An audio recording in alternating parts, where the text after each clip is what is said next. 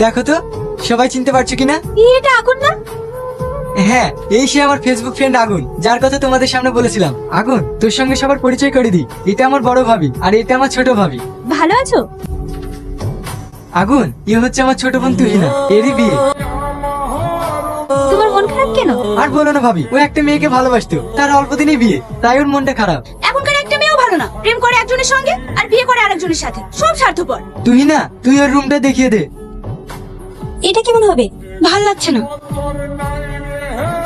আরে আগুন, বসো। ভাবি, কিছু খাবার হবে? আমার খিদে পেয়েছে। তোমার খিদে পেয়েছে বলবে তো? তুই না, যা কিছু খাবার নিয়ে আয়। এটা ভালো লাগছে আগুন?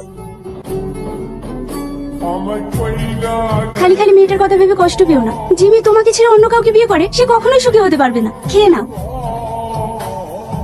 আগুন মুম্বাই থেকে ফোন করেছিল? ও মুম্বাই যায়নি, ও এক বন্ধুর বোনের বিয়েতে ফিরোজপুর গিয়েছে। ফিরোজপুর মানে ওখানে কেন?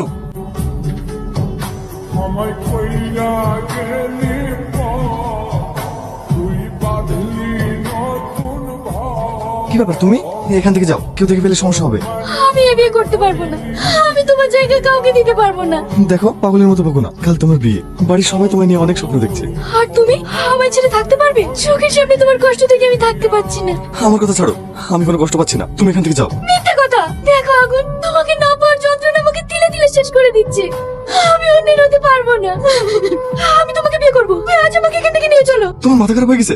এই ফ্যামিলির মানুষজন, তোমার ভাই, তাদের সাথে আমি বিমানি করতে পারবো না, তাতে আমার যতই কষ্ট হোক না কেন। তুমি আমাকে ফিরিয়ে দিচ্ছ আগুন। তবে একটা কথা জেনে রেখো, দরকার হলে আমি মৃত্যুকে বরণ করে নেবো, তবু আমি এই বিয়ে করবো না। আমি তোমার জায়গায় কাউকে দিতে পারবো না।